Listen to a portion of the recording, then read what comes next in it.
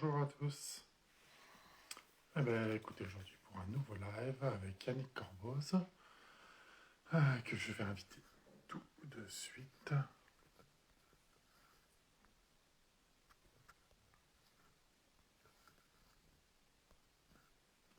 Voilà, bonjour Claire, bonjour tout le monde, j'espère que vous allez bien. J'espère aussi que vous m'entendez bien. Je viens d'envoyer l'invitation à Yannick Corboz, qui va nous rejoindre pour nous parler des rivières du passé. Bonjour Yannick, je t'ajoute. Paf. Une invitation. Lancer le direct avec Yannick. Bonjour Yannick, est-ce que tu Bonjour, m'entends bien? oui, je t'entends. Bon, impeccable. Alors, bienvenue. Merci de nous accorder un petit peu de ton temps. Alors, je vais juste régler un tout petit peu ma caméra. Hop là. Parce que sinon, on ne voit pas ta BD, donc ce serait un petit peu dommage. Donc, merci d'être venu et de nous accorder un petit peu de ton temps. Aujourd'hui, on va parler de toi, de ce que tu as fait avant d'avoir fait Les rivières du passé, qui est le premier tome, et puis bien entendu parler des rivières du passé, ton travail sur cette BD. Donc merci encore, et si tu veux bien, je vais commencer par te demander de te présenter. Qui est Yannick? Euh, et, euh, et voilà, qu'est-ce qu'il fait? D'où vient-il? Quelles études il a fait? Voilà, pour que les gens puissent te connaître un petit peu mieux. Bonjour à tous, merci pour l'invitation. Je m'appelle Yannick Corboz. Je fais de la BD depuis 15 ans à peu près. Hein. J'ai fait une école de dessin, non, j'ai fait un bac S. Pardon, voilà. J'ai fait Émile Cole à Lyon. Et puis, et puis après, j'ai d'abord commencé dans le jeu vidéo, chez Infogrames à Lyon aussi. Et, euh, j'ai poursuivi dans le jeu vidéo chez Ubisoft. Et puis après, je me suis mis à mon compte. J'ai fait de l'illustration et de la bande dessinée. J'ai j'ai, euh, j'ai sauté dans la bande dessinée via le jeu vidéo parce que j'ai commencé à travailler avec Nicolas Potier. Je ne sais pas si vous connaissez Nicolas Potier. Il a fait plein de T'as belles fait, choses. t'as fait une BD autour de Woody Allen avec lui. J'ai fait Woody Allen 1 et il y en a eu un deuxième. C'est une bande Ouais, dessinée avec des CD. Et puis on a ouais, fait voix off. oui. C'est des histoires courtes. C'est des thèmes plutôt polars, on va dire. Donc voilà, ça c'était en 2005. Et puis après, du coup, je me suis lancé. Enfin, je me suis lancé. Non, j'étais déjà lancé, mais c'était un bon début. Et puis, j'ai rencontré Wilfried Lupano, avec qui on a fait Célestin Gobe la Lune.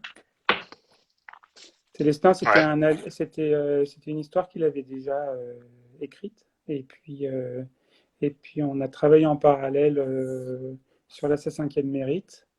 Il m'a proposé le scénario. Voilà. Il m'a proposé le scénario quand je travaillais sur Célestin Gobe la Lune. Et puis, on a fait 4 tomes. Euh, En parallèle, j'ai retravaillé à nouveau dans le jeu vidéo, où je suis revenu chez Ubisoft. Et j'ai travaillé entre autres sur Assassin's Creed et la version multiplayer qui est super bien. Et puis d'autres choses après, T'as plein de choses jusqu'à en fait finalement. ouais, jusqu'à Steep. Et puis après, je suis revenu à 100% dans la bande dessinée et l'illustration. Et j'ai fait la Brigade Verhoeven avec Pascal Berthaud. Un scénario, c'est une adaptation du roman de Pierre Lemaître, enfin des romans, parce qu'en fait, il y en a Des romans. quatre. Oui. Et voilà. Et entre-temps, ben, j'ai travaillé avec Stéphane Desberg sur Les rivières du passé, donc qui est prévu en 2 tomes. Ouais. Bon, le premier vient de sortir. J'ai terminé à peu près je dirais, il y a 4-5 mois. Donc ça fait 4-5 mois que je travaille sur le 2. Et un 2 qui sortira normalement dans un an. D'accord. Voilà. Oh, dis donc, t'as été très complet dans ta présentation. Alors, je sais Impeccable. pas. Non, non, je crois pas. Non, j'ai oublié de parler plein de choses. J'ai travaillé entre autres je me rappelle, chez Étrange Libellule à Lyon, qui est une boîte qui n'existe plus, mais qui était vraiment super, super cool aussi. D'autres collaborations sur des collectifs BD, euh, dont mon chat et moi. J'ai travaillé aussi sur collectif le projet Bermuda Ouais, à Lyon. à Lyon avec Expérience. J'en oublie. C'est déjà pas mal. C'était assez exhaustif. Il y a une question déjà qui est quel est le déclencheur pour passer du jeu vidéo à la BD? Tu as dit que c'était une rencontre, mais qu'est-ce qui t'a persuadé en fait de passer de parce que c'est quand même si je suppose qu'il y a des choses similaires, qu'est-ce qui t'a persuadé de passer de l'un à l'autre? Euh, Bah déjà, en fait, quand j'étais à l'école, j'ai fait une section plutôt animation, donc pas du tout BD, mais j'ai fait de la BD à l'école. Ça me plaisait, mais enfin, en fait, ce qui est difficile dans la BD, il faut être assez complet sur plein de points, je pense, et je me sentais pas d'attaquer une bande dessinée. Et puis quand j'ai rencontré Nicolas Potier, il travaillait aussi en parallèle chez Bodoy, le magazine. Ouais. Les plus anciens qui s'en souviennent, bah, c'est un site internet maintenant, hein. Mais Hum. avant, c'était un magazine. Et on s'est bien éclaté. On a fait des histoires courtes.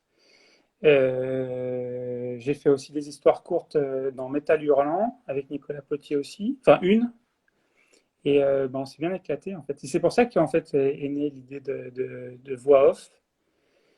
C'est qu'en fait, on a fait des histoires courtes qu'on voulait réunir dans un album. Et en fait, c'est plus facile enfin, pour moi, c'était plus facile de me lancer dans la bande dessinée sur des petites histoires parce que c'était pas trop d'engagement. Une bande dessinée, ben, je sais que là, ceux qui nous écoutent connaissent bien la bande dessinée, mais c'est beaucoup de travail. Donc, comme vous devez savoir, ça peut être enfin, non, il y en a qui mettent moins longtemps, mais pour moi, faire une bande dessinée, ça me prend 1 an et demi. 1 an et demi, oui. Donc c'est beaucoup de travail. Une histoire courte, ça l'est moins. T'as mis 1 an et demi pour faire une BD, pour faire la dernière là? Un peu, non, c'est presque sur 2 ans. D'accord. Pour faire un tome. Ouais. Mais le deuxième, il va aller plus vite. Enfin, il va plus vite parce que il y a beaucoup de recherche graphique, des essais pour voir si ça marche. Et après, il faut travailler. Il y a le scénario, il y a des allers-retours avec le scénariste et l'éditeur qui donne son avis aussi. Donc, ça met du temps pour démarrer. Il faut toujours un petit peu de temps. Et puis c'est sain, c'est bien, ça permet de se régler, quoi. Ouais, c'est ça. C'est le temps d'échange, le temps de trouver le, la partie graphique adaptée au scénario. Donc, Ouais. c'est assez intéressant. Ok. Donc, tu nous as dit que tu avais fait plein d'histoires. Avant de passer un petit peu sur cet album, j'aimerais bien qu'on continue sur d'autres petites questions en amont. Aujourd'hui, qu'est-ce qui influence ton travail? Est-ce que tu peux répéter? J'ai pas tout entendu. Pardon, excuse-moi. Qu'est-ce qui influence aujourd'hui ton travail en termes graphiques ou en termes d'illustration? C'est quoi tes influences globalement? Mes influences, c'est d'abord le scénario. Ouais. Mais avant le scénario, les envies de travail, ça peut être tous. Avec Stéphane, Stéphane, il a écrit cette histoire pour que je puisse la dessiner. Donc, il a mis un petit peu de temps pour la faire. Ben, on avait parlé de cette histoire un peu de fantaisie. Je ne me rappelle plus exactement de. On parle de beaucoup de choses, mais on a parlé pas mal de littérature. Il y a pas mal d'influences aussi des peintres, de la peinture, c'est très important pour moi, ou d'autres bandes dessinées, ou de l'illustration classique. Donc, ça peut venir d'un petit peu de pas mal de choses, ouais. Mais c'est les discussions, ça monte comme ça. Puis après, ben, quand je travaille sur la bande dessinée, euh, il y a des images qui viennent en tête, qui peuvent être liées à des influences. L'idée, c'est d'essayer de trouver l'idée qui paraît la plus évidente, la plus fluide. Enfin, une bande dessinée, c'est aussi une succession d'images. Il y a l'idée d'images les unes après les autres. Donc, il y a aussi ça, quoi. Voilà. Je sais. Donc, mes influences, là, par exemple, sur le tome 1, ça peut être. Oh, ça va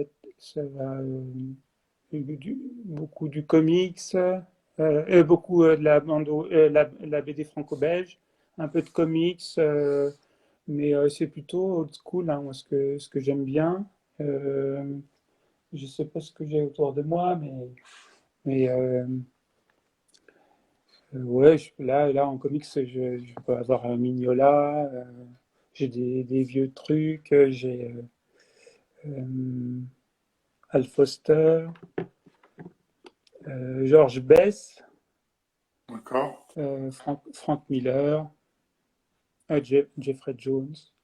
En peinture, ben j'ai là une des grosses références sur mon tome 1, c'est Victor Hugo, c'est les dessins de Victor Hugo. Un petit peu, qu'est-ce que je sais ça? Bon, intéressant. Non, mais voilà, je suis entouré de livres, alors parfois je les regarde. J'évite de trop les ouvrir quand je suis dans le travail parce que ça peut avoir une mauvaise influence sur mon travail. Ben, vu que c'est souvent aussi des super dessinateurs, il faut éviter de dessiner comme. Mais non, non, mais il peut y avoir des tics de dessin que j'aimerais éviter euh, pour essayer d'être un minimum authentique. D'accord. Il y avait une question. Est-ce que le fait de jouer, enfin, déjà, est-ce que tu joues aux jeux vidéo? Parce que tu nous as dit que tu avais travaillé pour les jeux vidéo. Est-ce que tu joues aux jeux vidéo et qu'est-ce que ça t'inspire dans la BD? Et est-ce que, moi, je rajouterais à cette question-là, est-ce que l'art du mouvement qu'on retrouve dans le jeu vidéo t'aide quelque part dans la construction de tes BD? Peut-être. Bah, j'ai commencé en tant qu'animateur dans le jeu vidéo, animateur 3D, hein. Mais c'est un peu différent. Disons que l'animateur 3D dans le jeu vidéo, faut voir l'animation dans tous les sens. Ça peut être technique, mais je pense que c'est pas trop lié. Euh, la deuxième partie dans le jeu vidéo, quand je suis revenu par exemple, chez Étrange Libellule et après Ubisoft, je suis revenu en tant que concept artiste et illustrateur, puis après directeur artistique. Là, c'est un peu plus lié parce qu'il y a beaucoup de travail de recherche en amont, beaucoup de travail de référence. Sur Assassin's Creed, par exemple, Ouais. on travaillait sur des villes, il fallait être très documenté, autant au niveau de l'architecture qu'au niveau ça pouvait être aussi des anecdotes qui pouvaient se passer à droite et à gauche pour donner un peu plus de vie à l'environnement. Et sur Assassin's Creed, il y a quand même il y a énormément de références, enfin, il y a énormément de références historiques, de mémoire, si je ne me Ouais. suis pas trompé. Et Et- donc, ça doit être un travail de fou en termes de recherche, non? ouais, ouais, autant au niveau de l'histoire, mais c'est pas nous, c'est pas moi qui travaillais l'histoire, mais nous on travaillait moi je travaillais surtout sur l'environnement, sur les décors et les ambiances. Donc oui, oui, il y avait besoin d'être plutôt bien référencé, même si après les décors se vont aussi dans le sens du jeu, donc on modifie des choses. L'intérêt, c'était que le joueur trouve un environnement crédible, qu'il y croit un maximum, c'est-à-dire qu'il ait l'impression vraiment d'être à Paris, à Londres, à Venise ou sur le Mont-Saint-Michel, quoi. Ok. Et est-ce que, du coup, est-ce que tu as participé aussi au travail sur le film ou juste sur la partie jeux vidéo? Non, je n'ai pas travaillé sur le film, c'est une autre équipe de production. Je crois même pas que ce soit lié enfin, c'est pas lié à Ubisoft directement, je crois. Non, mais ouais, Mais je j'en pensais sais qu'il rien. y avait potentiellement des liens pour garder les idées, l'aspect. Non, pas du tout. Sû- Sûrement, mais non, non, bah après, voilà, c'est d'autres équipes. C'est c'est des grosses équipes, hein. Ouais, je comprends. Pour Assassin's Creed, du temps où j'y étais, on était plus de 500, hein. Donc, juste pour le jeu, et en plusieurs équipes dans le monde entier. Donc, les équipes principales étaient souvent au Canada, soit à Montréal, soit à Québec. Et puis après, ben, on travaillait avec eux de France, on travaillait aussi en Roumanie, un petit peu partout en fait. Je crois qu'il y avait des équipes à Singapour. Et voilà, c'est une équipe mondiale. Ouais, enrichissant, ça, de travailler avec 500 personnes sur un projet, enfin, sur une équipe de 500 Euh, personnes. Je suppose que tu ne travailles pas avec 500 personnes non. au global, mais ça donne une résonance aux personnes qu'il faut pour le jeu. Effectivement, c'est totalement différent de ce que tu fais pour la BD, parce que là, pour la BD, globalement, vous êtes deux, le scénariste, toi et l'éditeur, un peu plus Ouais, il y a peut-être. l'éditeur qui est hyper important dans le travail. Le coloriste, quand on travaille avec un coloriste. Sur la Brigade Vérovelle, on travaille avec un super coloriste, Sébastien Boé. Euh, et c'est un vrai travail d'équipe. Là, ouais. Et, euh, et puis, euh, et puis là, sur les rivières du passé, on a travaillé aussi avec un lettreur. Ouais. Et alors, qu'est-ce que ça te Ouais, change travailler avec un... Est-ce que ça a un impact sur de travailler avec un lettreur? ouais, ouais, énormément. Ça change tout. Moi, j'aimerais pouvoir écrire les textes, mais je crois pas que j'ai une écriture qui soit c'est pas forcément belle, mais c'est plutôt lisible. On parle souvent du dessin comme une écriture. Ben, mon écriture à moi, ça va être le dessin. Et puis, et puis voilà. Donc, non, c'est super. Il y a un gros travail de lettrage. Et il a même proposé aussi de refaire les onomatopées qui avaient vraiment du peps au- en gardant l'esprit que j'avais donné à l'origine. C'était super. Voilà, par exemple, le A. Ouais, ou même toute cette partie-là, effectivement, je suppose. Ouais, ouais, voilà. Ok. Une question de Fab qui nous suit. Tu as plein de personnes, a priori, de ta famille qui sont là et qui sont là pour te soutenir. Donc, Ouais, je euh, et, vois. euh, et je dis bonjour à tout le monde, à tous ceux qui nous ont rejoints. Euh, est-ce que Comment ça se passe aujourd'hui quand on te propose un projet? Alors, pour celui-là, on y reviendra plus particulier, mais tu nous as dit que Lupano, tu l'as rencontré à Angoulême, je crois, non? Il n'y a pas quelque chose, c'est ça? Je crois pas que je l'ai dit, mais ouais, je l'ai rencontré à Angoulême. Donc, tu l'as rencontré à Angoulême. Et comment ça se passe, cette collaboration? Parce que là, tu as travaillé avec Vent d'Ouest pour l'assassin qu'elle mérite, avec Rue de Sèvres pour les brigades. Euh, et là, tu es chez Daniel Maguen. Euh, Comment ça se passe, ces collaborations? Est-ce que tu as des exigences particulières pour les scénaristes ou est-ce que c'est eux qui viennent et te proposent un projet et puis, euh, et puis toi, tu acceptes ou tu n'acceptes pas ou comment ça se passe cette relation, toi, avec les scénaristes, les auteurs des BD avec lesquels tu travailles? Ça dépend. Ça dépend. Avec Nicolas Potier, au début, c'était les histoires courtes. Donc, il y avait beaucoup d'échanges et des idées qui fusent. Il y a plein d'histoires qu'on n'a pas du tout dessinées, enfin, que j'ai pas dessinées au final. Et donc c'était intéressant avec Wilfried Lupano, c'était différent parce que bon, il y avait une histoire qu'il avait déjà écrite et après il en a écrit une spécialement pour moi. Quand on a fait le Célestin Gobe la Lune, on a monté en parallèle un dossier parce qu'il faut enchaîner, hein. Ouais, Il bien faut sûr. enchaîner les projets. Euh, donc après, on propose un dossier à l'éditeur. Donc d'abord à Delcourt, Ouais. parce qu'on travaillait chez Delcourt. Puis après, on l'a proposé chez d'autres éditeurs. On a eu des refus, puis on en a eu qui nous ont accepté, qui nous ont fait des propositions. Puis on a accepté la proposition de Vent d'Ouest, qui est Glénat en fait, hein. C'est- Oui, bien sûr. Et, euh, voilà, et ça s'est super bien passé. Et puis après, par exemple, la brigade Verhoeven, c'est Nadia, chez Rue de Sèvres, qui est venue, qui m'a proposé le projet.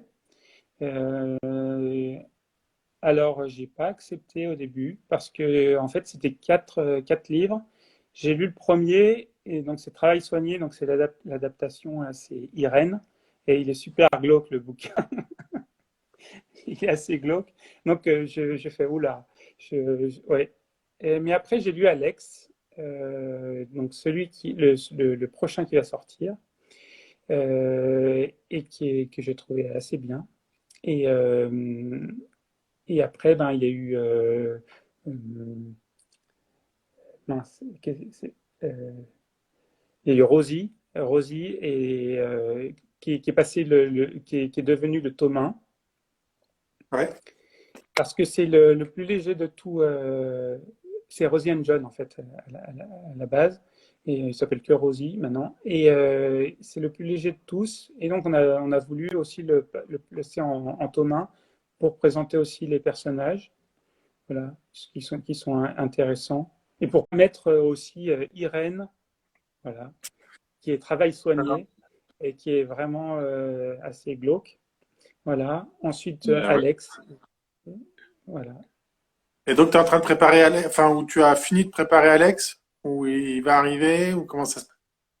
Ouais, je travaille dessus, il arrivera. Je travaille sur deux projets en même temps. D'accord, ok. Et c'est pas trop difficile de travailler sur deux projets en même temps? Il faut s'organiser, mais non, c'est pas difficile. D'accord, ok. Euh, sur, alors, moi, j'ai lu juste, et après on va passer à ton dernier projet, parce que je sais que ton temps est aussi compté. Euh, le premier tome, si je me trompe, enfin entre le premier tome et le dernier tome, il s'est passé quand même plein d'années. Alors j'avais noté, il s'est passé 6 ans presque, hein? Euh, ouais, t'as raison. Ouais, 6 ans. Ouais, Mais six ans. en tout, j'ai mis 8 ans. T'as mis 8 ans. Donc il y a une réelle. Alors je trouve, hein, entre ce que tu as fait chez Vent d'Ouest ici, quand on passe à la brigade Véroven, il y a une réelle évolution graphique mais on la retrouve déjà au sein de la même. Je trouve que sur le dernier tome, il y a presque une bascule graphiquement. Est-ce que c'est que tu as changé de façon de travailler pendant cette période-là, ou est-ce que c'est que ton style, tout simplement, au fur et à mesure des années, il évolue aussi tout ça, parce que le style d'un dessinateur, il évolue, il se bonifie ou il se change, parce que les techniques changent, ainsi de suite. Ah, c'est bloqué. Est-ce que vous m'entendez toujours en ligne?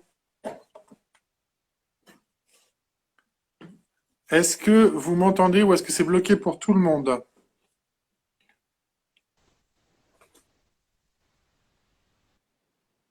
Ah, alors là, j'ai pas de réponse. Est-ce que c'est chez moi? Ok. Donc vous m'entendez? C'est bon, Yannick, tu nous entends de Ouais, nouveau? ouais, ouais, je Ouais, ok. t'entends. Est-ce que tu as entendu ma question du coup? Juste avant? Non?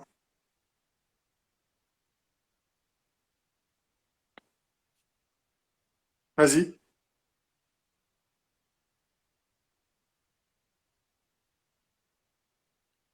D'accord, il y a un peu des deux. C'est-à-dire que tu as changé de style graphique et tu as changé de. Ben, il y a l'évolution peut-être naturelle du dessin. Et la deuxième chose, c'est que la plus grosse évolution, c'est entre le pas de son. Je C'est moi t'entends, qui bug. je t'entends.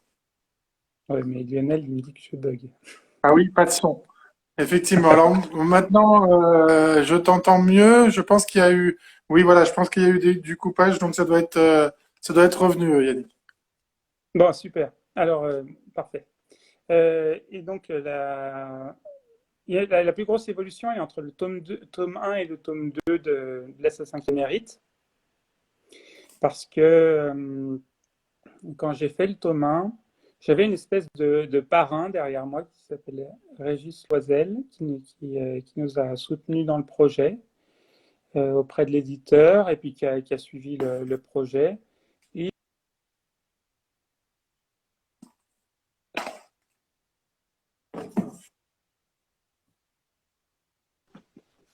ben, il m'a dit que ça allait pas du tout, qu'il fallait pas faire comme ça, et tout ça, tout ça.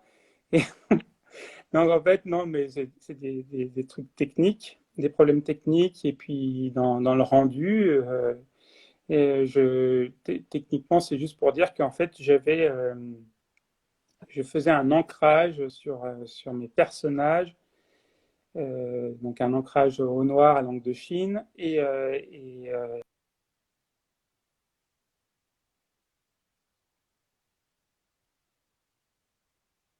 Ah, ça coupe, c'est dommage.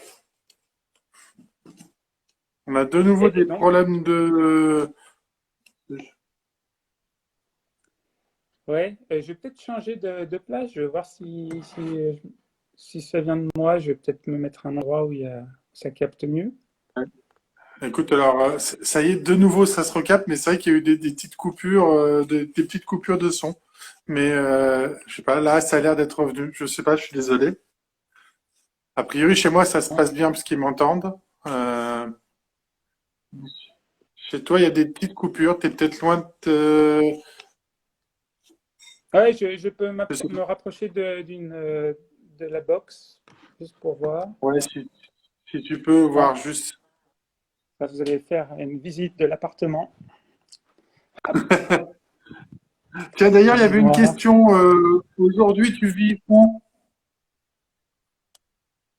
Si c'est pas indiscret, t'es pas obligé de Voilà, répondre. je vis en Angleterre. Je vis en Angleterre.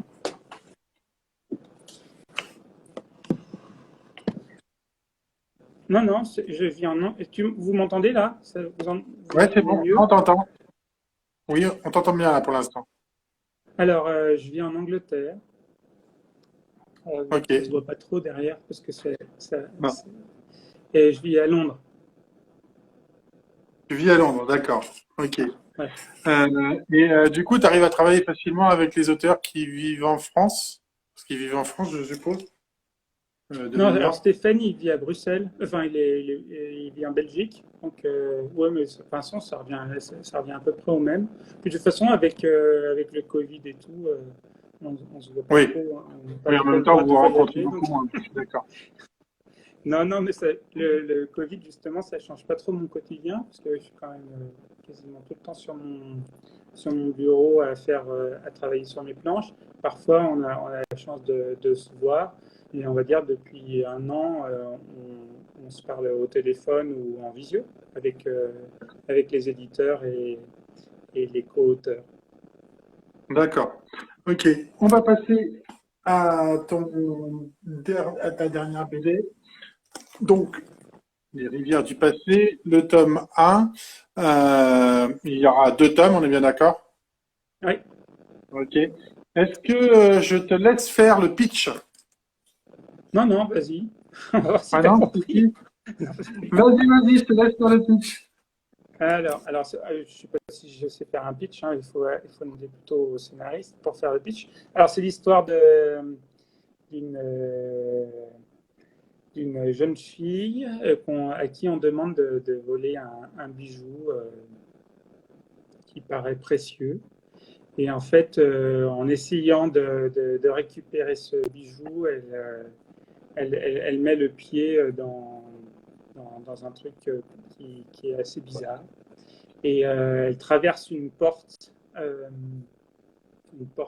magique. Je ne sais pas comment on pourrait l'expliquer plus que ça. Et elle bascule dans un monde, on va dire parallèle, une espèce de monde médiéval. Euh, voilà, exactement. Et où tout est plus sombre, tout est assez noir. Et en fait, on se rend compte que dans ce monde parallèle, il y a une menace. Et cette menace se matérialise par des shaïks, ce sont des espèces de monstres Oui. informes entre le loup et le crocodile, je ne sais pas comment on peut dire, enfin voilà. Et voilà, donc en fait, c'est l'histoire de 2 femmes dont les destins se recoupent. Et voilà, dans une seule aventure. Je ne vais pas aller plus loin parce qu'après, Il faut pas trop en dire. gâcher. C'est très bien, là, Voilà. justement. Donc là, tu as Lynn, c'est l'héroïne Alors ça, principale. c'est C'est Lynn. le cahier graphique de la fin du tome qui est magnifique. Et la deuxième femme, il faut pas trop en dire, effectivement, je suis d'accord avec toi. Et la deuxième femme, ici, c'est Lama. Et donc, ces deux Lamia. femmes Ouais. se rencontrent. Là, pardon, Lamia, j'ai oublié ces 2 femmes se rencontrent dans le premier tome.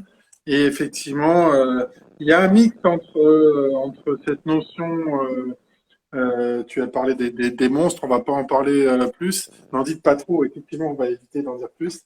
Et cette notion d'aventure, donc c'est un mix entre un peu de fantaisie c'est très bien campé. Le premier apporte beaucoup et ton graphisme il court beaucoup. Je montre quelques pages pour ceux qui n'ont pas vu, euh, notamment, moi j'adore quand tu fais des pages comme ça. Mais pas seulement, même là. Voilà, je ne sais pas si vous voyez, même si vous voyez à l'envers, normalement, vous voyez à peu près le côté graphique. Voilà. Une des héroïnes du tome et qui se rencontre dans les premières pages ici. Et on n'en dira pas plus. L'histoire est bien ficelée. Bah, J'attends le tome 2 parce que c'est justement un petit peu. Ça nous amène plein de choses et ça nous amène juste à se dire ah ben il nous manque la suite et on veut la suite. Et du coup, c'est que c'est bon signe. Ça veut dire que vous avez tiré les bonnes cordes pour amener le lecteur à dire il nous faut absolument la fin de cette lecture. Il y a une question qui se passe, est-ce que c'est différent de travailler entre Desberg et Lupano, par exemple? des questions qui Oui, manquent. oui, oui, ils travaillent différemment. Ouais. Il y a une génération de différence, hein, Stéphane, il a, il a commencé avant les années 80 de faire des bandes dessinées. Alors, il a un grand répertoire, et, mais ceci dit, il s'adapte très très bien à mon travail. Enfin, c'est très, très bien adapté à ce que je fais. Euh, Avec Wilfried Lupano, c'est différent parce qu'on est presque de la même génération. Il est un peu plus âgé que moi, mais on a à peu près la même culture de bande dessinée, d'illustration. Et donc, je dirais pas que c'était plus facile. C'est différent. C'est toujours différent avec Pascal Berthaud aussi. Pascal, il a un découpage qui est très carré, qui est, qui est- En fait, les trois, et après, il y a Nicolas Potier aussi qui est différent, qui écrit aussi de manière différente. En fait, c'est quatre styles de scénaristes qui sont vraiment différents. Après, au niveau technique, je ne sais pas comment vous expliquer, mais tous, ils vont faire un découpage en plan, en séquence, en page ou certains en cases. Euh, L'important, voilà, c'est surtout la manière de raconter les histoires, en fait. C'est surtout ça. Et ce qu'on veut raconter. Euh, D'accord. Et du coup, est-ce que toi, quand tu as, un découpage qui est par case, est-ce que parfois dans les échanges que tu as avec les auteurs, il y a un échange de style non, je verrais plutôt ça, tu as prévu en quatre cases, je le verrais plutôt en deux, ou tu as prévu en deux, mais moi, je pense qu'il est plus logique de le mettre en quatre. Comment ça se passe ces échanges-là? Parce que quand le scénario il arrive, en général, il est justement déjà découpé en plusieurs cases avec des actions qui sont bien précises. Toi, ton travail derrière, c'est de te l'approprier, ce scénario, d'arriver à retranscrire et vraiment d'échanger avec l'auteur. Comment ça se passe ces échanges-là? ouais, alors en fait, au début, on fait plutôt un synopsis en général, donc on donne plus les intentions de l'histoire. Une fois qu'on a ces intentions, enfin, moi, je vais déjà commencer à travailler en parallèle sur les personnages et sur les ambiances, pour voir déjà si on est bien calé. Et après, en fait, donc le scénariste va faire ce découpage technique qui peut être, voilà, enfin, qui est d'abord en séquence et qui peut être en page et en case. On- En fait, on va passer par le storyboard pour s'accorder Hmm. encore plus sur l'histoire. Et, sur, et dans ce storyboard, euh, moi, je peux faire des suggestions. Je peux dire, ah bien, je veux rajouter une page ou une case, oui, pourquoi pas une page. Supprimer un texte, ça c'est le truc que les scénaristes ils n'aiment pas. C'est retirer un texte parce que ça peut peut-être prendre trop de place, ça peut couper dans le rythme. Bah, en tout cas, en fait, c'est là, il y a vraiment un échange plus concret parce que, par l'image. Et en fait, on va itérer jusqu'à ce qu'on soit content, autant le scénariste que l'éditeur que moi. Parce que moi, je peux aussi faire enfin, ouais, même souvent, faire des bêtises et donc retirer des cases ou être passé à côté d'une intention de, du scénariste. Euh, Après, il y a aussi le travail de l'éditeur. L'éditeur il va avoir un peu plus de recul et il va dire ben, on ne comprend pas grand-chose à ce que vous voulez dire. Donc, on va en discuter. On va se dire ah bah ouais, c'est vrai. Parce que dans notre tête, il y a plein de choses qui se passent et parfois, on ne le montre pas assez. Euh, c'est ça qui est intéressant. Et l'éditeur, il est là aussi parfois pour nous recadrer et nous dire ben, euh, bon, ce qui est bien, c'est qu'avec tous les éditeurs avec qui on travaille, c'est qu'en fait, ils sont toujours d'accord sur l'idée de départ, toujours d'accord sur le synopsis. mais ils ont une espèce de recul par rapport à tout ça. D'accord.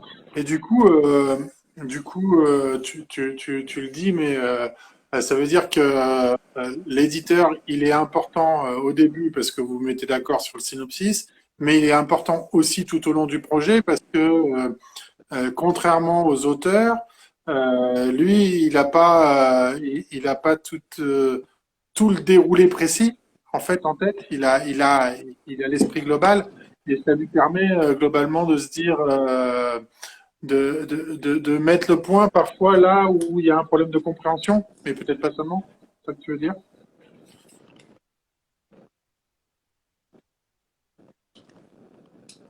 On te voit très J'ai bien, hein. juste plus de batterie.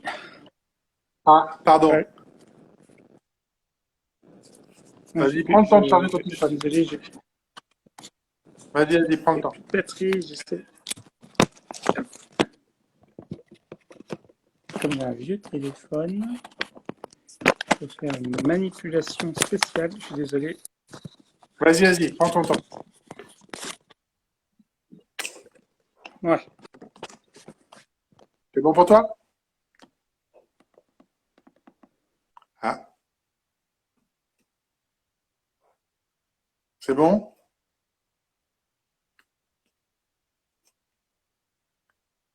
Alors, on le laisse se reconnecter. Il a peut-être des soucis du coup au branchement.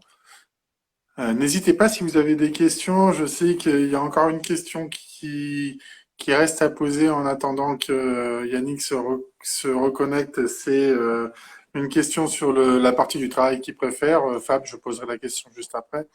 Euh, et euh, Mousse aussi a une question. Alors, je réinvite Yannick. Bougez pas. Yo, ah non. Euh, bougez pas. Je le réinvite. Paf. Donc je viens de réinviter Yannick, voilà. Hop. C'est bon Yannick, je t'ai normalement. Je vote pour. Non, pas de chanson. Ah, c'est trop tard, Yannick est revenu, je peux pas chanter. Ils m'ont demandé une chanson pendant ton. Ah Ah, ouais. maintenant c'est toi qui leur demande une. Une chanson? Ouais, oui. C'est Marion Chat qui te demande une chanson. Ah d'accord. Euh, du coup, je sais plus la question que je t'ai posée. Euh, bon, du coup, je vais revenir sur une question, pas une chanson, mais une question de Fab qui a posé, euh, qui a posé Fab. Il dit, tu préfères quoi dans ton travail? Est-ce que tu préfères la partie travail sur le storyboard, sur l'ancrage ou sur la mise en couleur? Alors, la mise en couleur, c'est pas toujours toi qui l'as fait. Si je me trompe pas sur les BD, t'as souvent un coloriste.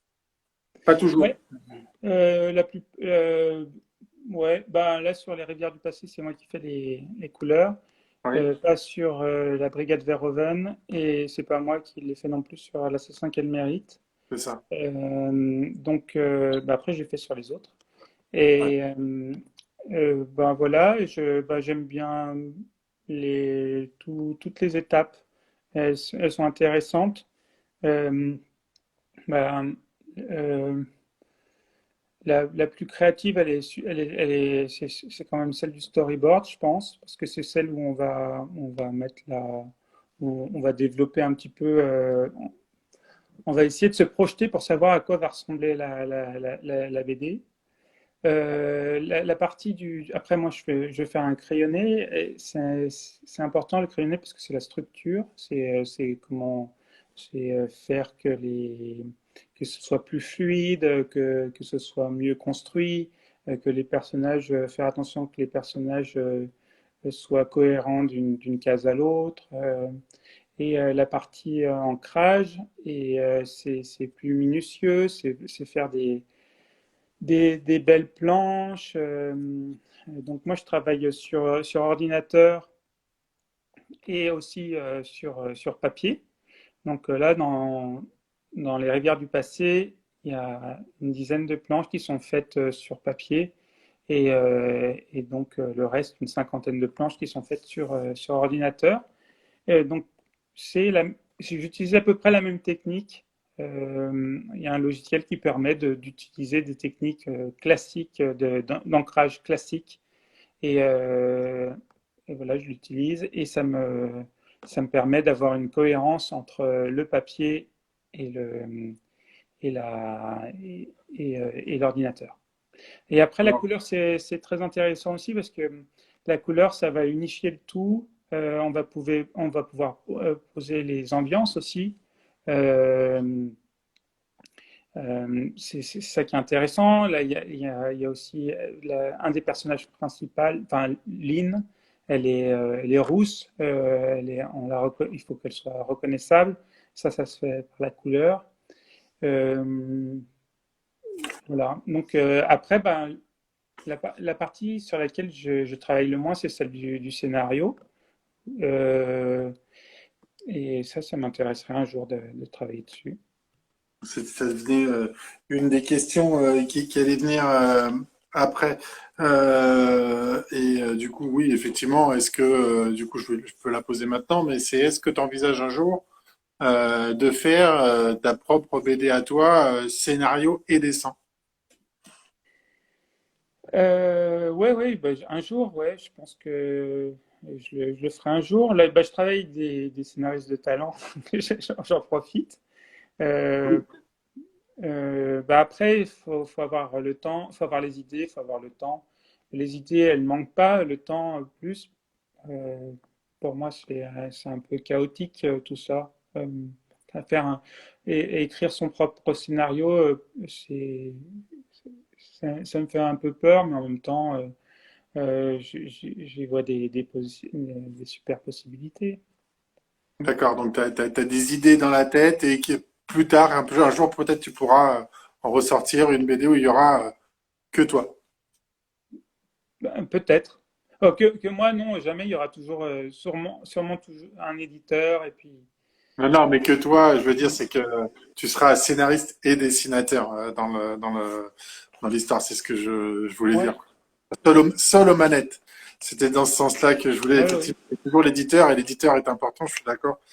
Tu l'as dit, tu l'as souligné. Et c'est vrai qu'à chaque fois qu'on fait un live, souvent les auteurs ils le soulignent pour le regard extérieur qu'on n'a pas quand on a la tête dans le guidon, quoi, finalement. C'est bien aussi de le rappeler. Il y a une question. Est-ce que, pardon, est-ce que tu as un avis particulier? Alors, c'est une question qui a été posée tout à l'heure, mais du coup, je la repose maintenant. Est-ce que tu as un avis particulier sur les plateformes, sur les webtoons ou sur les plateformes de BD en ligne? Est-ce que ça t'intéresserait? Est-ce que c'est des choses qui peuvent un jour t'intéresser dans l'idée ou pas du tout? Ou c'est pas ton domaine? Ouais, ouais, j'en ai déjà parlé avec un éditeur. C'est très intéressant. Le format il est intéressant. Moi, je travaille beaucoup sur écran, donc je ne serai pas forcément lecteur tout le temps. Déjà, Instagram, je suis plus du tout, pas du tout dessus, quasiment pas, parce que euh, ma grosse tablette me suffit et donc mon téléphone, je le fuis un petit peu.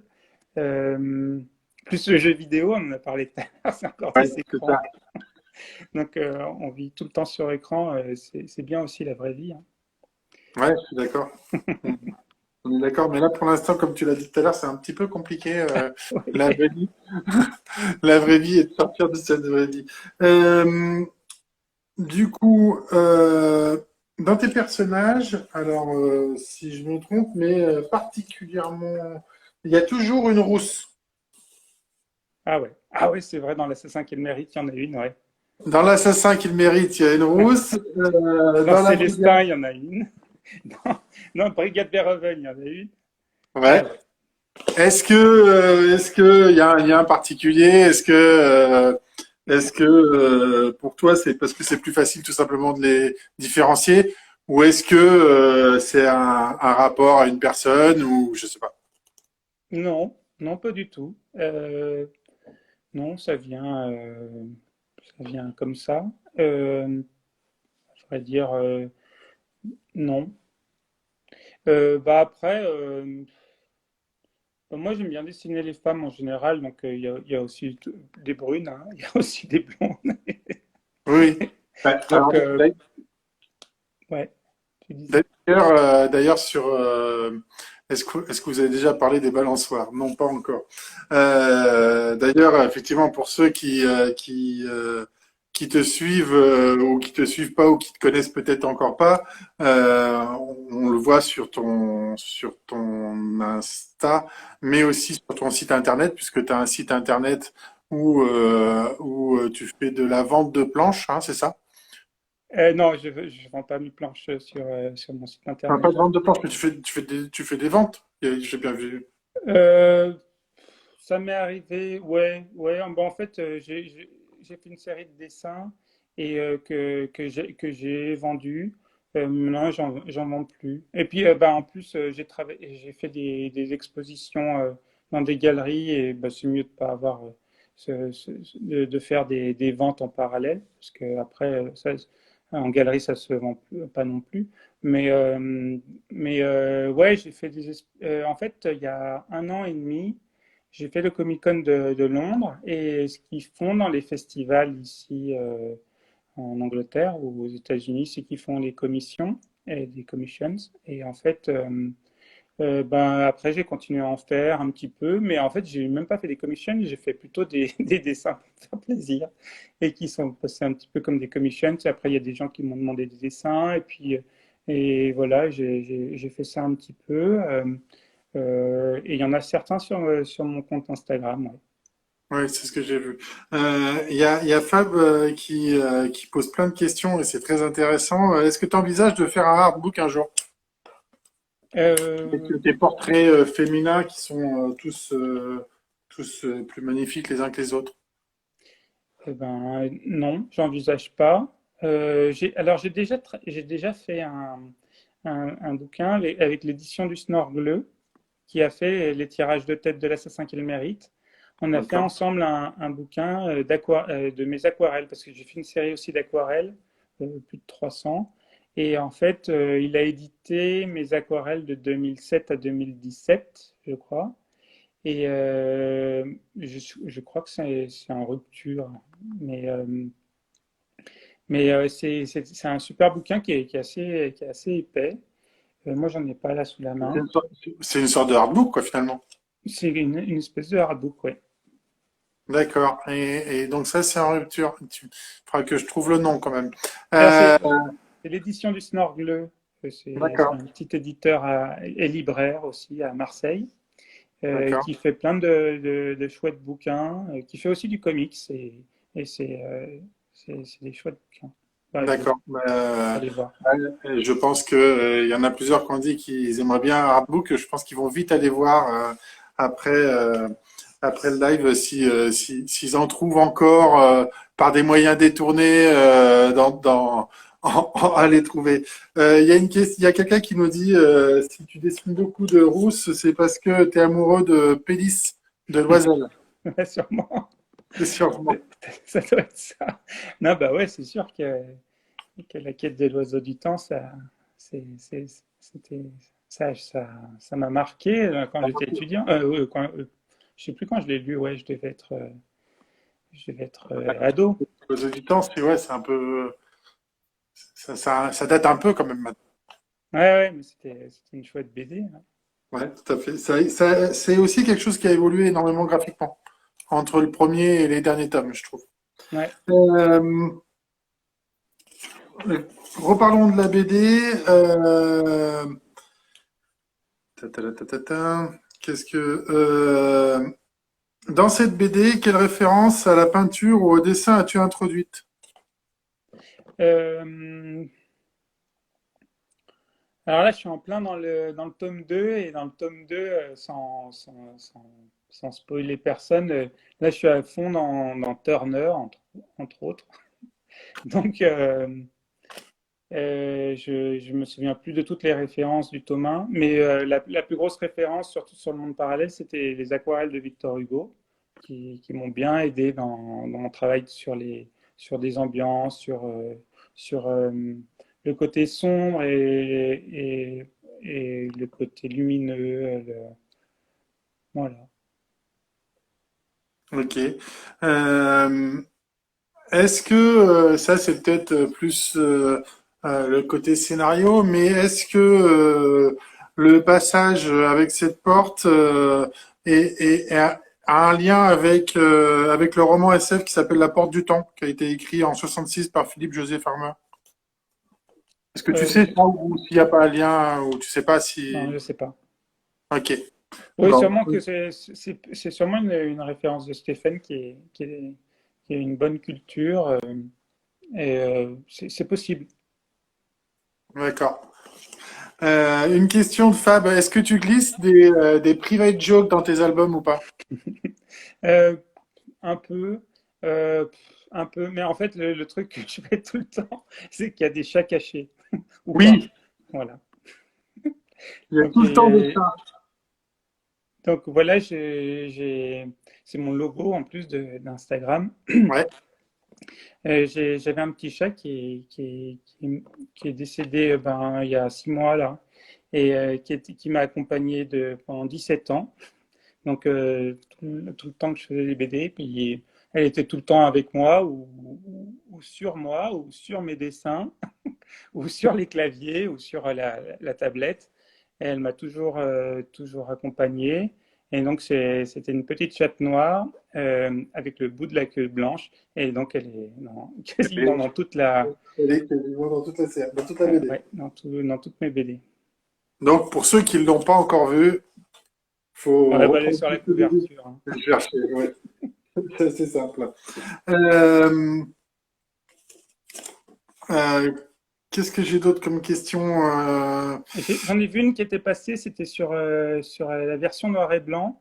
Je voulais dire qu'en fait, on ne pensait pas faire une version noir et blanc dès le départ. C'est venu quand on a fait l'album. Et du coup, au milieu de l'album, j'ai retravaillé mes planches pour sortir un noir et blanc. Euh, D'accord. voilà.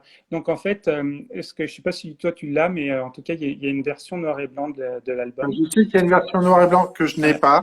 Qui est J'aurais aimé. très réussi. Moi, je le trouve super réussi. C'est un format un tout petit peu plus grand. Le prix il est un peu plus gros aussi. Et en fait, c'est assez différent de la version couleur au final.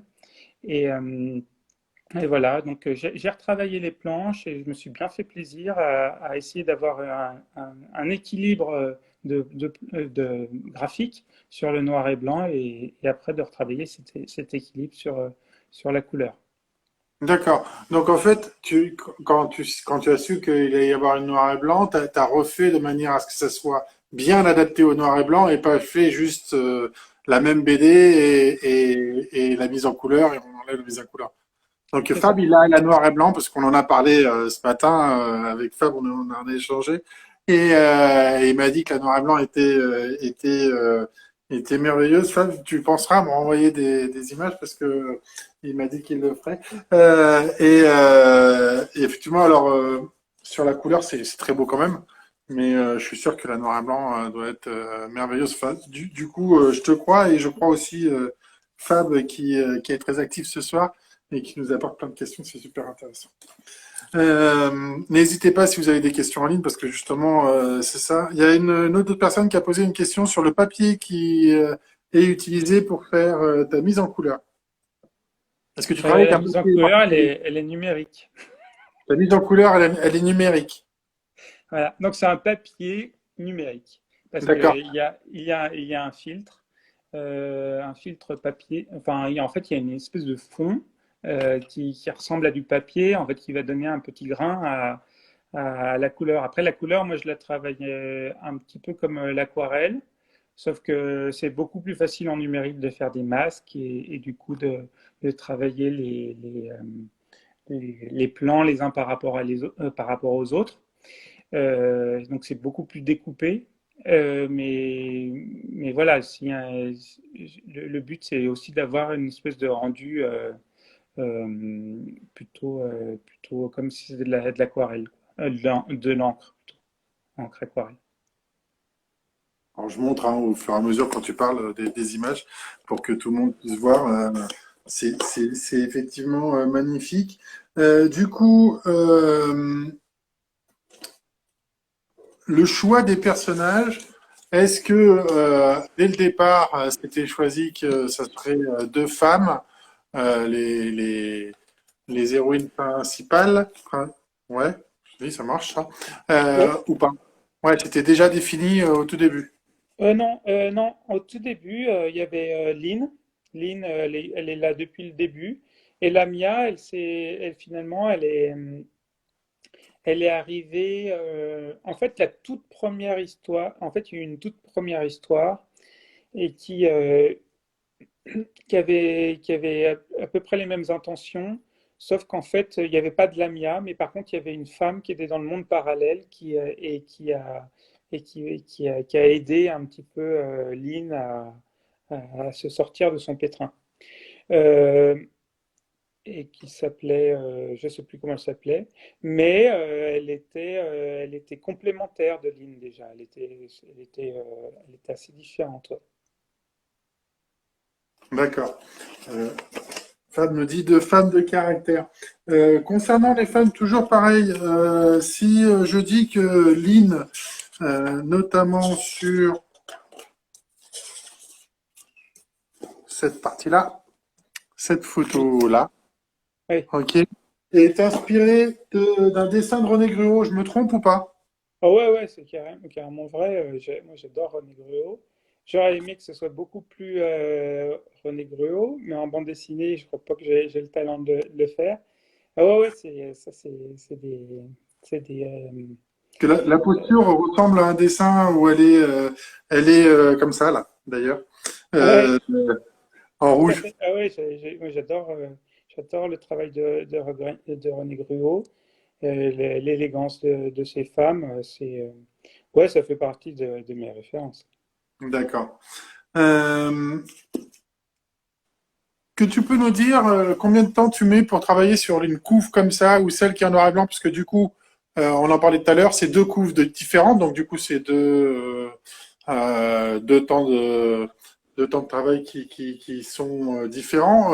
Combien de temps tu as mis pour faire la noir et blanc et combien de temps tu mets pour faire celle-ci, par exemple? Et est-ce qu'il y a beaucoup d'échanges avec l'éditeur et l'auteur pour la... Ouais, ouais, ouais, bah en fait, l'éditeur, en fait, il y a deux personnes en édition, il y a l'éditeur puis il y a le boss.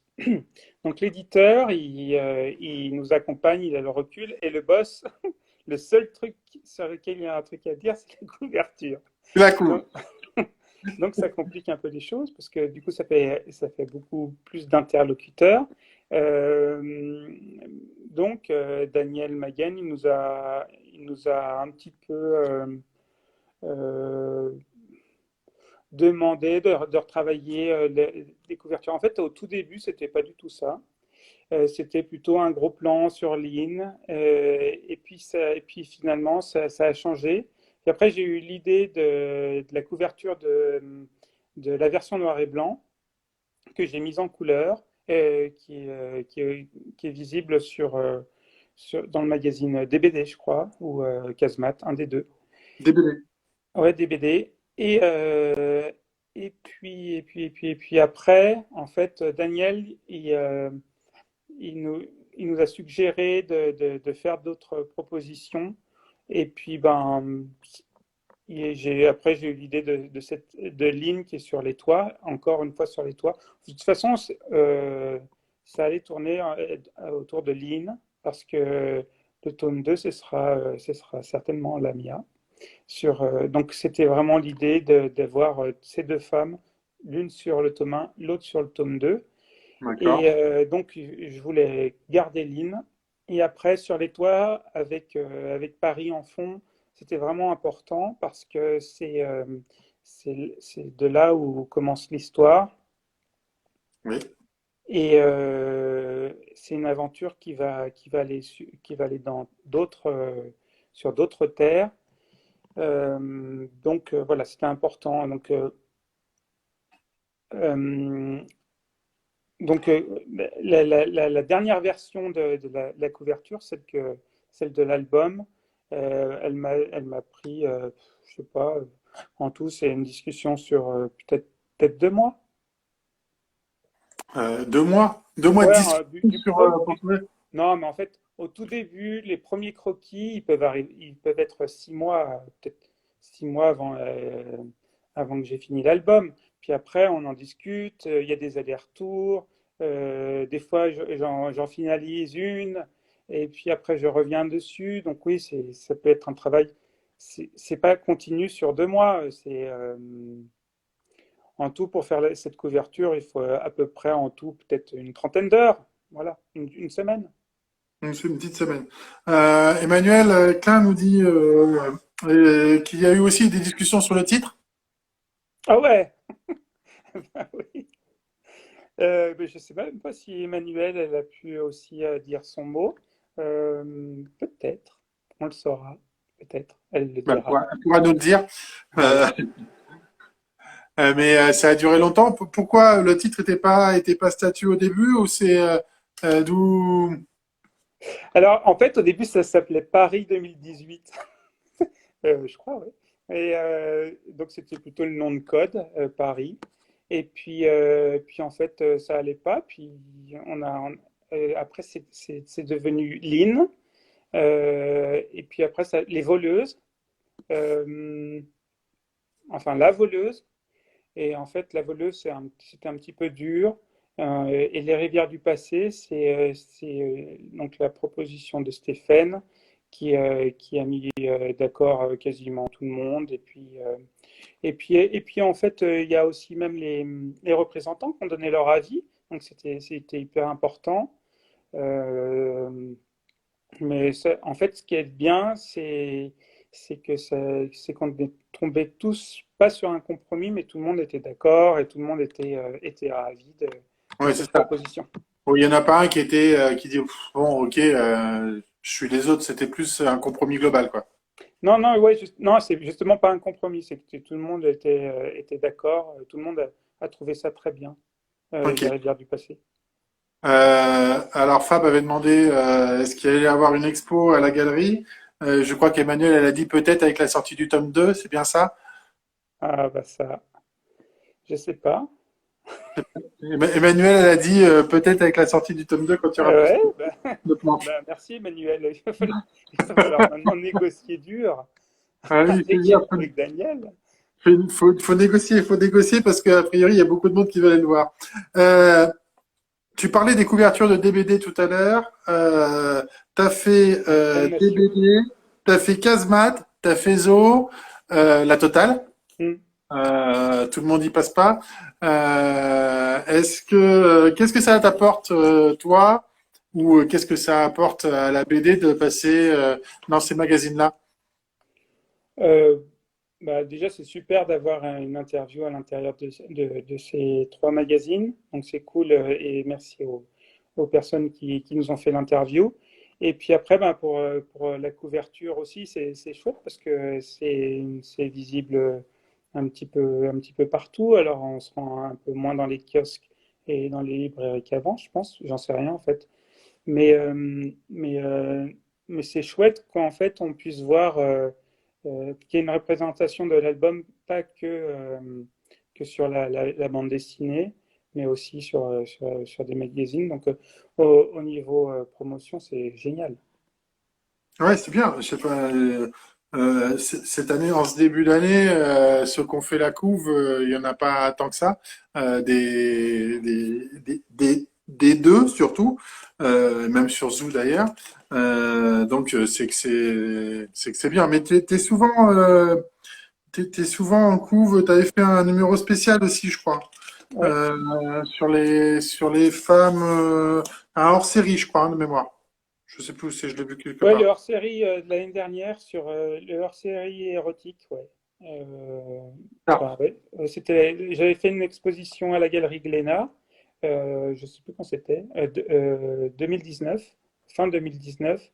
Et puis, les, les, les femmes il y avait beaucoup de femmes que j'avais dessinées, parfois nues, euh, et qui ont plu, puis qui ont fini dans le magazine, donc, et en couverture, donc c'est génial.